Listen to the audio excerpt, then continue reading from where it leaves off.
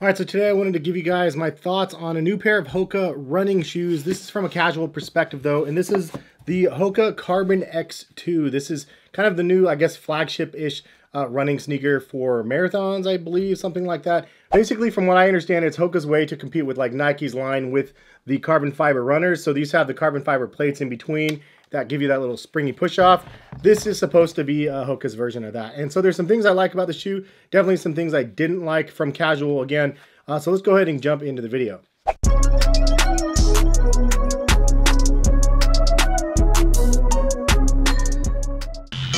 What is going on, guys? Hess here, collectivekicks.com. If you guys are new to my channel, go ahead and hit the subscribe button, notification bell to be notified of when my videos are live. And if you haven't used my website, Collective Kicks, I basically just curate a bunch of sneaker deals on there for you guys from like Nike and Adidas and sales stuff that I can find on the interwebs. So feel free to go over there and shop around.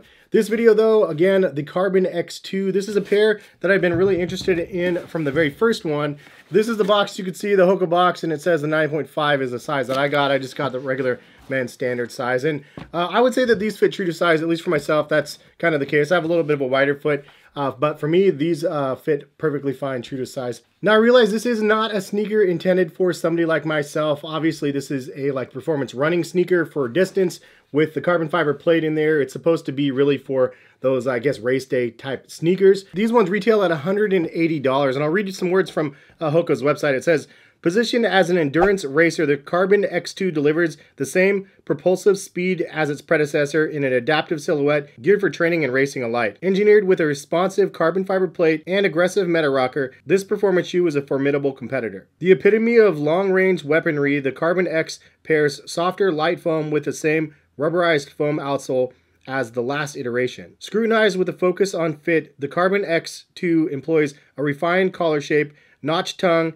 and an engineered mesh upper with embroidered TPU yarn as an extra reinforcement around the laces. Get ready for an inherently soft and stable, responsive ride. These feature ProFly intelligent cushioning designed with a softer foam in the midsole and a firmer foam on the outsole to complement the carbon fiber plate. On the scale of cushioning, it leans more towards a responsive side instead of balanced or on the plush side. So that answers kind of my question from the beginning, because when I tried these on, they weren't very soft on feet. I expected with the rocker technology and the carbon fiber plate, I thought that this was going to be like a plusher pair of sneakers, one that you put on and you're like, okay, these are really, really soft, and you can feel that propulsion. Similar maybe to like the Alpha Flies or the Vaporfly 4%. And for those serious runners that try these ones on, I mean, this features Zoom X, super light cushioning technology, very, very soft and squishy though. One of the softest and squishiest technologies on the market. But those again are super lightweight and super cushiony. This is very lightweight, but it's not very soft and cushiony. So that was one thing from the beginning. I was like, oh, that's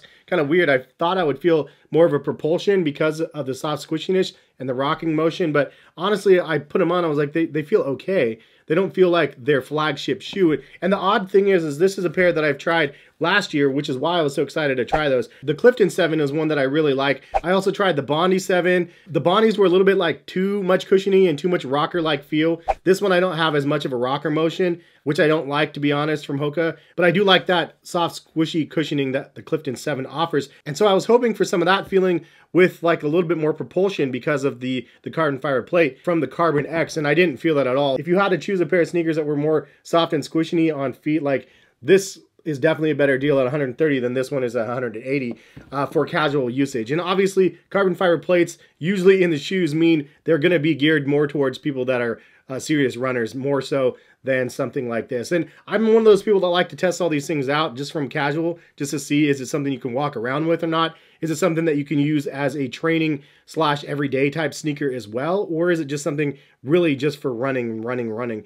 And this would be one of those things I think that runners might really love the shoe, but from a casual, it's okay. I mean, it's not like you can't wear this from a casual perspective, but if you've never tried any other Hoka shoes on and you try this one on, this one might be really, really good. But until you try it on something like this, then you're like, whoa, why is this one so much softer and squishier and just better feeling overall? And it's $50 less. That was my take. So if you had to, I mean, really, this is the one that I absolutely love from Hoka. I've tried like 4 or 5 different models now. Obviously, a lot of their products, and just go to their website and just read the product descriptions, because some of the products are definitely not geared the same direction, which can be confusing to those people that just see two shoes that look very, very similar.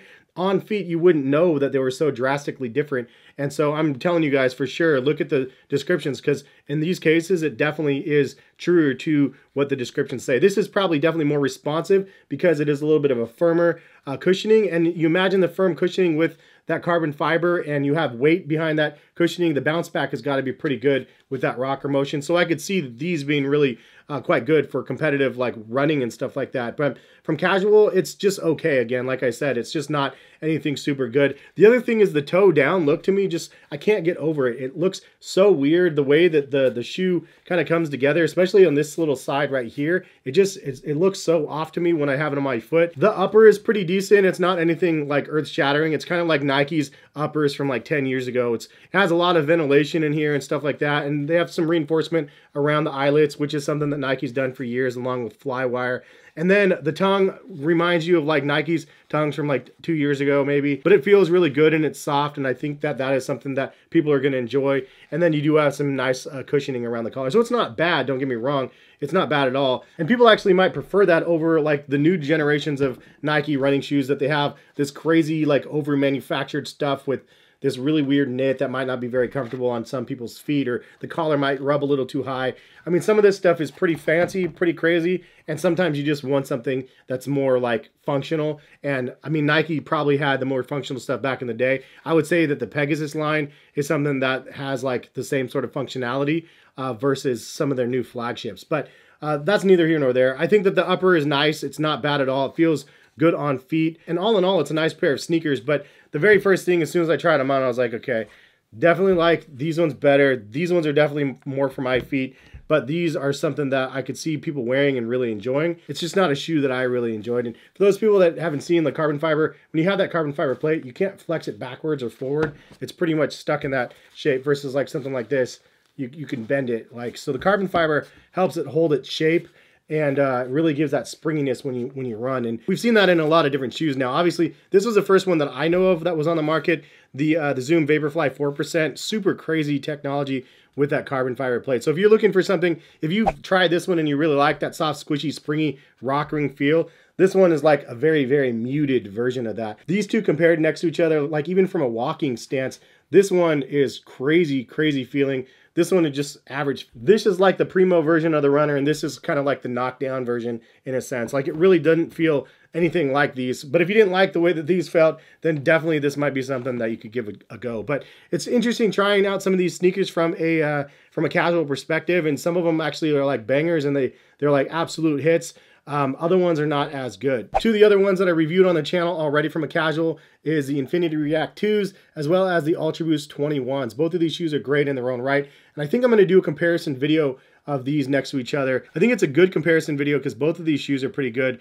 Roughly the same price point, $160, $180. But at that $180 point, this one's okay. It's not bad. It's lightweight, which is good, but it doesn't have the soft squishiness that I was looking for in the Hoka line, which Hoka is really good at that. So surprised to see that, but nonetheless, it's still a good shoe though, and something if you guys are interested, check the link in the description. If you guys have tried these and I'm totally wrong, obviously leave a comment for other people. Let them know what I got wrong about it and what you think is right, because you guys' opinion matters as well. But appreciate you guys for stopping by and watching. Again, subscribe if you guys are new to the channel, and hopefully you guys have a good rest of the day. We'll see you back here, hopefully, for some more videos. All right, peace, guys.